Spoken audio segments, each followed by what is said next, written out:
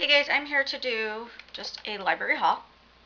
Um, I got 3 more books today, so that's why I'm going to do this. Otherwise, I only had 5. Um, the first book I'm actually reading now. I just started. I'm on page 76. I started it last night. It's Through Her Eyes by Jennifer Archer, and this so far is a really good book. Like the prologue, like wow, it just completely drew me in. Yeah, so I will go ahead and read you the inside flaps on these books. The last place Tansy Piper wants to be is stuck in Cedar Canyon, Texas, in the middle of nowhere, with a bunch of small town kids. But when her mother decides to move to the desolate West Texas town, Tansy has no choice but to go along. Once there, Tansy is immediately drawn to the turret of their rickety old house, a place she soon learns has a disturbing history. But it's the strange artifact she finds in the cellar, a pocket watch, a journal of poetry, and a tiny crystal, that have the most chilling impact on her.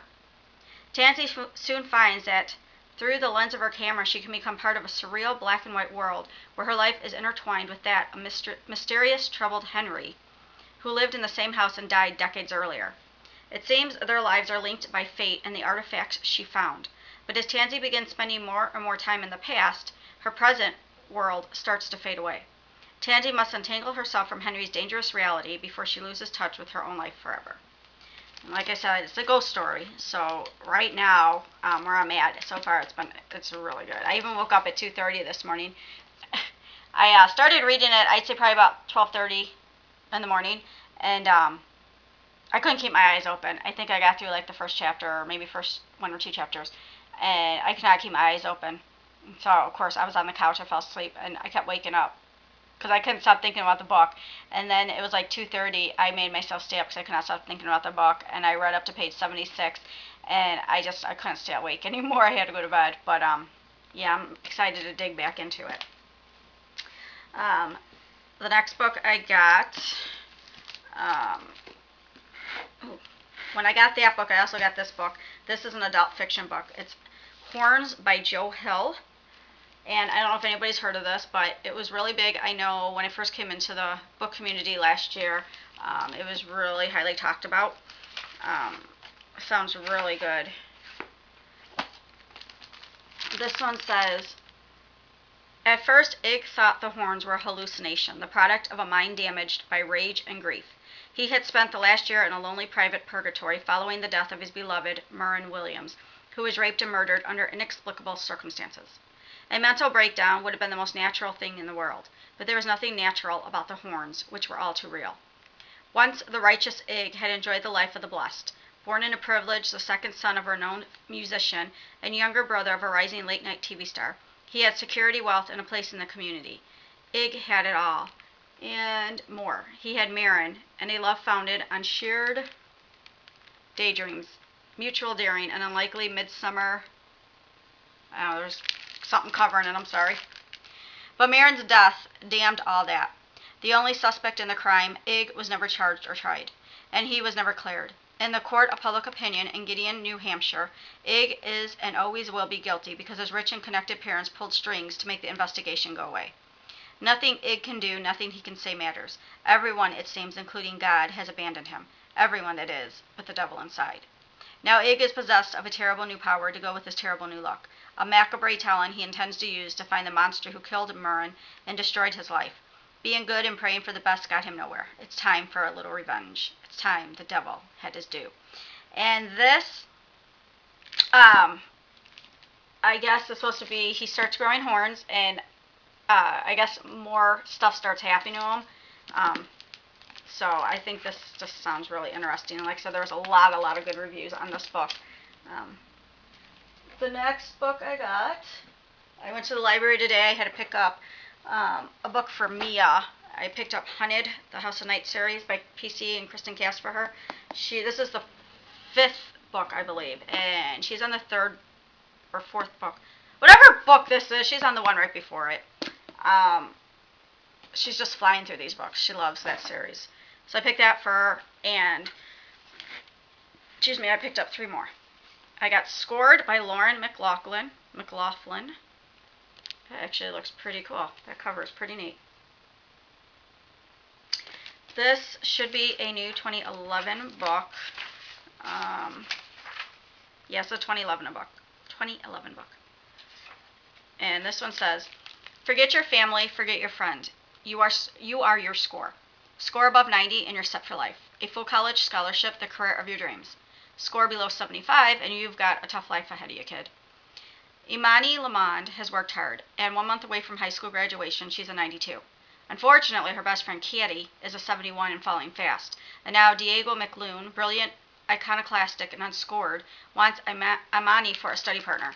The score positive choice is clear. Think of your future. Stick with your score gang. Ditch these losers. But something about being scored isn't feeling quite right to Imani anymore. ScoreCore, the giant software company whose intelligent, ever-present cameras watch everybody's every move, says the score is meant to create upward mobility. But who benefits in ScoreCore's brave new world? Is any future worth dumping your best friend for? Imani will have to decide fast, because once the final score is in, there's no looking back. So obviously this is a dystopian novel, and that sounds really good. So I got that. I got A Plague Year by Edward Bloor. And that's pretty neat. It's a spoon, and it's got smoke coming up. Almost like when you're in a graveyard, that kind of misty. And this is a 2011 book. This one says, Progression of a Plague. Stage 1. It starts small. Grocery carts from the supermarket where you work go missing. People start shoplifting weird combinations of things, cleaning products, and cold remedies. But your life is mostly the same old 9th grade grind. You dream about ditching this cold town and go to college in Florida, but that's years away. Stage 2. Suddenly the plague has a name, meth. You never heard of it before, but now it's on everyone's lips. The cute new girl seems to know a lot about it, and so you are intrigued. Stage 3. Zombies appear. They have sunken red eyes, cracked lips, pale skin, rotting teeth, and outstretched hands. Other people disappear, people you know or knew. Some get arrested for using or selling or cooking. Some lose their jobs for stealing. Some die. Stage 4. Epidemic. This drug that you haven't even tried has seeped into every aspect of your life.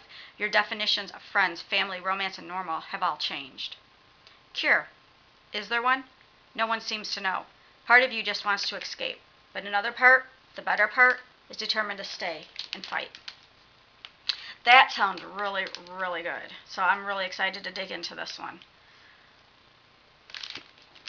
And yeah. And then the last one I got is Variant by Robinson Wells. And I believe this is another 2011 book. Yep. This one sounded really good too. Well, obviously I wouldn't have got them if they didn't. Benson Fisher thought that a scholarship to Maxfield Academy would be the ticket out of his dead-end life. Do you notice a lot of books take place in like a boarding school or what have you? He was wrong. Now he's trapped in a school that's surrounded by a razor wire fence. A school where video cameras monitor his every move, where there are no adults, where the kids have split into groups in order to survive, where breaking the rules equals death. But when Benson stumbles upon the school's real secret, he realizes that playing by the rules could spell a fate worse than death, and that escape, his only real hope for survival, may be impossible. So that one also sounds really good. So those are the books I got.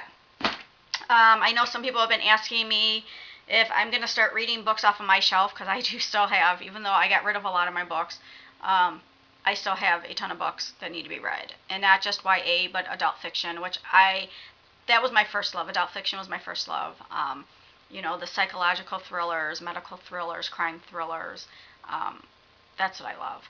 So, like, I still have some James Patterson I haven't read, which is very shocking.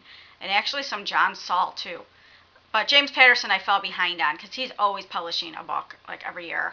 And I fell behind.